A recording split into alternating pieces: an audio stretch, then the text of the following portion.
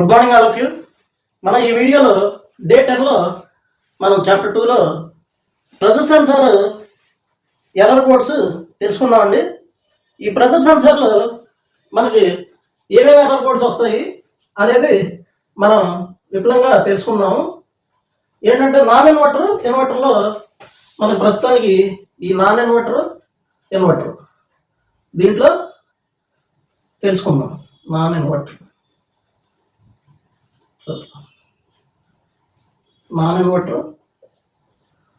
తర్వాత inverter model.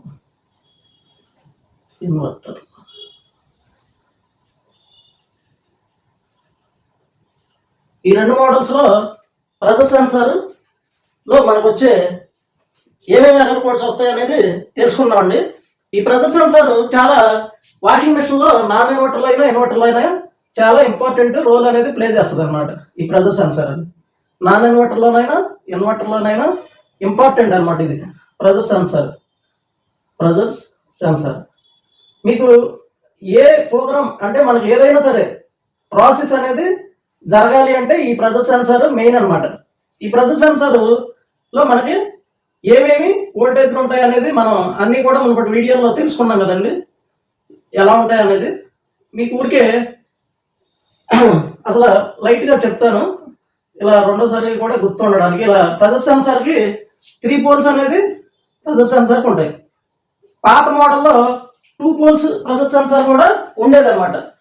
ఆ తర్వాత ఇప్పుడు వచ్చే అన్ని మోడల్స్లో 3 పోల్స్ అంటే 3 పోల్లు ఉన్న ప్రెజర్ సెన్సారే ఉంటుంది. నాన్ ఇన్వర్టర్లోనైనా టాప్ లోడ్ ఫ్రంట్ లోడ్ ఇలా దేంట్లోనైనా సరే 3 పోల్స్ వచ్చే ప్రెజర్ సెన్సారే మనకు ఉంటుంది. కాకపోతే మోడల్స్ వేరు ఉంటాయి, వోల్టేజ్ కొంచెం మారుతాయి. ఇప్పుడు ఊరికే టూకీగా నాన్ ఇన్వర్టర్లో అయినా వోల్టేజ్లు కొద్ది మార్పులతో తేడా వస్తాయి. మనకి నాన్ ఇన్వర్టర్లో ప్రెజర్ సెన్సర్లో మనకి ఏంటంటే ఒకటి పాజిటివ్ సప్లై, పాజిటివ్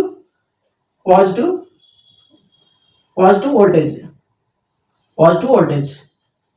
తర్వాత రెండోది నెగిటివ్ వోల్టేజ్.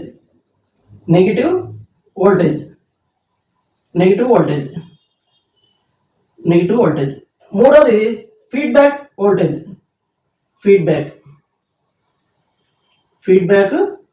అన్నమాట. ఈ 3 మనకి ఖచ్చితంగా ఉండాలన్నమాట. ఈ మూడిట్లో ఏది రాకపోయినా మనకి ప్రెజర్ సెన్సార్ అనేది ఫస్ట్ వర్క్ అవ్వదన్నమాట. సేమ్ ఇందులో లాగానే ఇక్కడ ఇన్వర్టర్ మోడ్లో కూడా అంతేనండి. జస్ట్ కొంచెం వోల్టేజ్ డిఫరెన్స్ ఉంటుంది. అవన్నీ మనం చెప్పుకున్నాం కాబట్టి అవేం చెప్పట్లేదు నేను. ఇక్కడ పాజిటివ్ వోల్టేజ్, తర్వాత రెండోది నెగిటివ్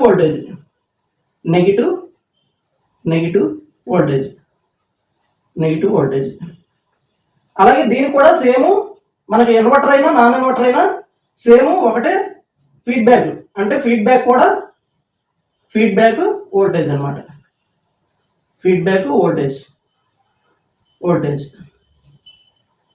వోల్టేజ్ ఇలా సేమ్ మనకి ఇన్వర్టర్ అయినా నాన్ ఇన్వర్టర్ అయినా ఈ 3 సప్లైలు అనేది ఖచ్చితంగా ఉండాలండి. ఈ మూడిట్లో మనకి ఏ వోల్టేజ్ రాపోయినా ప్రెజర్ సెన్సార్ అనేది వర్క్ అవ్వదు. తర్వాత ఈ 3 వోల్టేజ్లు వచ్చాక ఇంకా 2 ప్రాబ్లమ్స్ ఉన్నాయి. ఏంటంటే ఆ 2 ప్రాబ్లమ్స్, ప్రెజర్ సెన్సార్ అంటే లోపల ఒక ఐసీ ఉంటుంది, అది పోయినా అప్పుడు ఈ 3 వోల్టేజ్లు వచ్చినా ఆ ప్రెజర్ సెన్సార్ పనిచేయదు. తర్వాత మనకి ప్రెజర్ సెన్సార్కి ఒక హెయిర్ పైప్ అనేది ఒకటి పైపు డ్రమ్కి వెళ్ళిద్ది అనమాట. ప్రెజర్ సెన్సార్కి ఇది ప్రెజర్ పైపు. ఈ ప్రెజర్ అనేది దీని నుంచి రాలేదనుకోండి, ఈ ప్రెజర్ అనేది దీని నుంచి ప్రెజర్ రాపోయినా మనకి ప్రెజర్ సెన్సార్ అనేది పనిచేయదు అనమాట. ప్రెజర్ అది దీని నుంచి ఈ పైప్ నుంచి మనకి ప్రెజర్ రాలేదనుకోండి, అప్పుడు కూడా పనిచేయదు. అందుకనే మనం ప్రాక్టికల్ అనేది ఖచ్చితంగా చేస్తే మనకు పూర్తి అవగాహన అవుతుందండి. అందుకే నేను ప్రాక్టికల్స్ అని చెప్తూ ఉంటాను. చాలామంది సరిగా కొంతమంది అంటారు, కొంతమంది ఏంటంటే ప్రయోగాలు చేసి మళ్ళీ అప్పుడు ప్రయోగాలు చేసి అప్పుడు తెలుసుకున్నాక అప్పుడు వస్తారు. మనం ఏంటంటే దీన్ని మనమేమి వాటర్ నింపి అలా టైం వేస్ట్ చేయకూడదండి. బాగా ఒకటి గుర్తుపెట్టుకోండి, మనం కస్టమర్ ఇంటికి వెళ్తే ఎక్కువసేపు అక్కడ ఉండకూడదు. మనం ఏదైనా సరే ఒక ప్రాబ్లమ్ని రెక్టిఫై చేయడానికి మ్యాక్సిమం 10 నిమిషాలు చాలా ఎక్కువ అండి. 10 నిమిషాలు చాలా ఎక్కువ. మనం మినిమం 90% వెళ్ళిన తర్వాత 2-3 మినిట్స్లో మనం దాన్ని రెక్టిఫై చేయాలి. ముందు రిపేర్ అనేది తర్వాత సంగతి. రిపేర్ పార్ట్ ఉంటే వేస్తారు, లేదంటే పార్ట్ లేకపోతే తెచ్చేస్తారు. ముందు మనకి ప్రాబ్లం అనేది ఎమ్మటే రెక్టిఫై అయిపోవాలి. 90% ఫోన్లోనే రెక్టిఫై అయిపోవాలండి. అసలు మీరు ఒక రిపేర్ చేయడానికి మీరు ఒక ఏమి వర్క్ రావాలని పంపించి మీరు ఇంట్లో పడుకుని ఆడితో రిపేర్ చేయించే స్టేజ్ ఉండాలండి. అప్పుడు మీరు సర్వీస్ ఇంజనీర్ అయినట్టు. మీరు అసలు వెళ్ళకూడదు. ఒక రోజు పంపించి పలానా పోయింది మార్చినారా, లేకపోతే మీరు ఇక్కడ కూర్చుని ఆడికి చెప్పాలి, ఇక్కడ ఈ వోల్టేజ్ వస్తుందా, అక్కడ ఆ వోల్టేజ్ వస్తుందో చెక్ చేయాలి, లేదంటే అది అక్కడ చెక్ చేయి, ఇక్కడ చెక్ చేయని మీరు చెప్పే స్థాయిలో ఉండాలి. అంతేగాని మీరు వెళ్ళి దాని చుట్టూ అడి తిరిగి ఇటు తిరిగి అక్కడ అరగంట గంటలో దాని చుట్టూ కొంతమంది ఉంటారు. ఈ రోజు అవలేదని మళ్ళీ రేపు వస్తారు, ఎల్లుండి వస్తారు, అలా ఇలా కూడా ఉంటారండి. ఎందుకంటే అలా మనకు వర్క్ రానప్పుడే మనకు ఆ తెప్పలో వర్క్ వచ్చిందంటే ప్రాబ్లం అంటే రెక్టిఫై చేయడానికి మన దాదాపు ఇందులో మెకానిజం మార్చడం తర్వాత మనకి ఈ పల్సరేటర్ బ్లాక్ అయిపోవడం, ఇలా డ్రమ్ముకి సంబంధించిన ప్రాబ్లమ్స్ కొంచెం టైం పడతాయి తప్ప మిగతాయి ఏదైనా సరే 10 నిమిషాల్లో రెక్టిఫై చేయడం. మనం డ్రమ్ముకు సంబంధించిన ఏదైనా 10 నిమిషాల్లో రెక్టిఫై చేయగలం. అవి మార్చాలంటే ఒక్కోసారి ఏంటంటే మనం చెప్పినట్లు కట్ చేయాల్సి వస్తుంది. ఆ మెకానిజం రావడానికి డ్రమ్ము తీయడానికి టైం పడుతుంది. అంతేగాని మిగతా అన్ని చాలా దాదాపు 100%లో 90% ప్రాబ్లమ్స్ చాలా ఈజీగా అసలు కస్టమర్ ఇంటి మీ దగ్గర పార్ట్ ఉండదే కానీ అరగంటలో రెట్ల్ అయిపోతారు. హాఫ్ అన్ అవర్ ఎక్కువ, చాలా ఎక్కువ. చిన్న గోల్డ్ కంప్లైంట్లు ప్రాబ్లం తెలియాలి కానీ ఎంతసేపు వేస్తారండి, పార్ట్ టప్మని తీసి మార్చేస్తారు, అయిపోయింది. అందుకే ఏ కస్టమర్ దగ్గరైనా గంట సేపులో మెషిన్ రిపేర్ చేసి మనం వచ్చేసేయాలి. అది మనం ఏంటంటే ఈ వర్క్ రాక ఏమవుద్దంటే ఒక కస్టమర్కి అది 3000-4000 అవుద్దని చెప్పి దాని చుట్టూ తిరగడమే సరిపోద్ది మన లైఫ్ అంతా. టైం వేస్ట్ అక్కడ అయిపోయింది. అదే కనుక మనం డబ్బులు తక్కువ తీసుకుని తొందరగా గంటలో వర్క్ ఫినిష్ చేసి ఎవరికైనా ఒక కాల్కి వెళ్తే 1000 రూపాయలు మిగిలిన వాళ్ళు ఎవరండి? దేనికి వెళ్ళినా 1000 రూపాయలు లేకుండా మనం అసలు వర్క్ చేస్తామా? మన సర్వీస్ ఛార్జ్ 350, అదే ఫ్రంట్ లోడ్ 500 సర్వీస్ ఛార్జ్. ఏదో ఒకటి అడ్జస్ట్మెంట్ చేసుకుంటాం, పార్ట్స్ అట్లెట్లు మామూలు టోటల్ 1000 రూపాయలు లేదా మనం అసలు ఏ కాల్ కంప్లీట్ చేసి రాము. రోజు 2-3 కాల్స్ చేస్తే చాలు, మనకు 3000 రూపాయలు ఉంటాయి. 20 రోజులు పని చేసిన 60,000 వస్తాయి. చాలండి. 50,000 లేదా మనం బతకలేము. ఏదైనా మనం 4-5 వర్కులు ఉండాలండి మన చేతిలో. ఒక్క వర్క్తో లిగిలిగమంటే మనం ఏం చేయలేము, డబ్బులు రావు, మనకి బోడంత డిస్టర్బెన్స్. ఎందుకంటే ఫ్యామిలీని పోషించాలి, పిల్లల ఫీజులు ఇవన్నీ బోడంత రేట్లు. అందుకనే ఖచ్చితంగా మీరు వర్క్ అనేది పర్ఫెక్ట్గా నేర్చుకోండి. కనీసం 100% రాపోయినా 80% అన్న వర్క్ నేర్చుకుంటేనే మీకు హాయిగా ఏ వర్క్ అయినా చేయగలిగితే డబ్బులు ఎమ్మట పరిగెత్తుందండి. వర్క్ ఎమ్మట పరిగెత్తండి, డబ్బులు అయ్యే వస్తాయి మీ వెనకాల. మీరు డబ్బుల కోసం ఆలోచిస్తే ఎప్పుడు కూడా డబ్బులు రావండి. ఎప్పుడైనా సరే వర్క్ నేను ఏదన్నా చేయగలను అన్న కాన్ఫిడెంట్ మీలో ఎప్పుడు వస్తుందో డబ్బులు మీరు వద్దన్నా వస్తాయండి. డబ్బులు ఎందుకు రావు? మనం పని చేస్తే డబ్బులు రావడం అనేది ఉండదండి. కష్టే ఫలే సుఖే అని కష్టపడేవాడికి ఎప్పటికీ రూపాయి ఉంటుంది. సరే, ఇదంతా వదిలేండి. ఇప్పుడు ఇలా మనకి ఈ నాన్ ఇన్వర్టర్ కానీ ఇన్వర్టర్లో కానీ ప్రెజర్ సెన్సార్లో ఈ వోల్టేజ్ని positive voltage, negative voltage, feedback voltage రావాలి. తర్వాత ఈ ప్రెజర్ సెన్సార్ బాగుందా లేదా అనేది మనం చూసుకోవాలి. తర్వాత మనకి ఈ ప్రెజర్ వస్తుందా లేదా, ప్రెజర్ వస్తే దీన్ని ప్రెజర్ ద్వారా పనిచేస్తుందో లేదో చెక్ చేసుకోవాలి.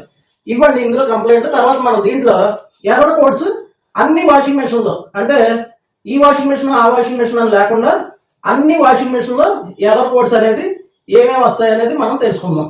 ఏంటంటే ఒక చిన్న పాకెట్ బుక్ ఒకటి పెట్టుకుంటే ఈ ఎర్రర్ కోడ్స్ అనేది మీరు రాసుకున్నారనుకోండి, రాసుకుంటే మీకు అవి ఎప్పుడన్నా ఈ ఎర్రర్ కోడ్స్ వచ్చినప్పుడు మీరు, ఎందుకంటే ఇవన్నీ గుర్తుపెట్టుకోవాలంటే కష్టం కాబట్టి ఈ ఆటోమేటిక్ చేస్తూ ఉంటే మీకే గుర్తుంటుంది. ఒకవేళ గుర్తు లేకపోతే చిన్న పాకెట్ బుక్లో కొన్ని ఇలాంటివి రాసుకుంటే ఆ ఎర్రర్ కోడ్ వచ్చినప్పుడు చూడగానే మీరు టక్మంట ఆ వస్తువు అనేది మార్చకుండా అక్కడ వోల్టేజ్ అసలు దేనివల్ల ఈ ఎర్రర్ వస్తుంది అనేది వోల్టేజ్ చూడడం, ఇవన్నీ కూడా చెక్ చేస్తే ఇవంతా మనకు 5 నిమిషాల్లో అయిపోద్ది పని. ఇవి చెక్ చేస్తే మనకి చక్కగా క్లారిఫై అయిపోద్ది. సరే, ఫస్ట్ ఎర్రర్ కోడ్ మనకి పిఈ అండి. పిఈ ఇది ఎల్జీలో వస్తుందండి. పిఈ అనే ఎర్రర్ కోడ్ ఎల్జీలో మనకి పిఈ అనే ఎర్రర్ కోడ్ వస్తుంది అనమాట. తర్వాత 1E అండి.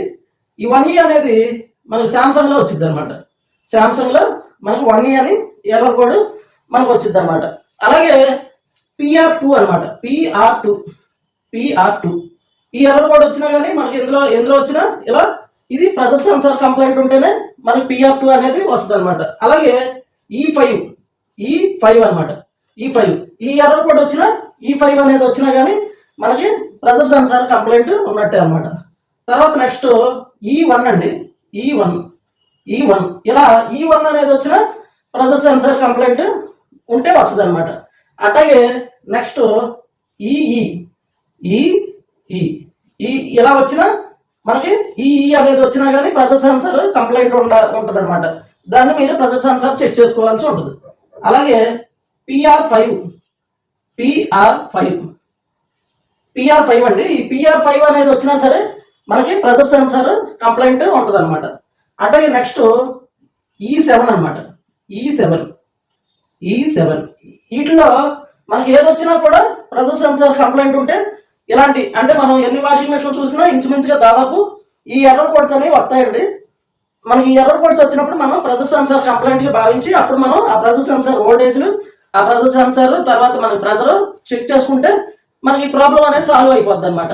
అది ఫ్రెండ్స్ ఈ మీరు నాన్ ఇన్వర్టర్లో కానీ ఇటు వోల్టేజ్లు తర్వాత మనకి ఎర్రర్ కోడ్స్ ని కొద్దిగా అంటే ఇప్పుడు ఈ చూడండి ఇది 1E ఉంది. ఇది 1Eనే ఇక్కడ సామ్సంగ్ లో 1E అనేది ప్రెజర్ సెన్సార్ కంప్లైంట్. అదే కనుక ఇక్కడ LGలో ఇదే 1E వచ్చింది అనుకోండి ఇన్లెట్ వరకు కంప్లైంట్. అది అలా కొద్దిగా మారుతాయి అనమాట ఒక్కొక్క కంపెనీకి. అవి మనం జాగ్రత్తగా గమనించుకోవాలి. Thank you friends.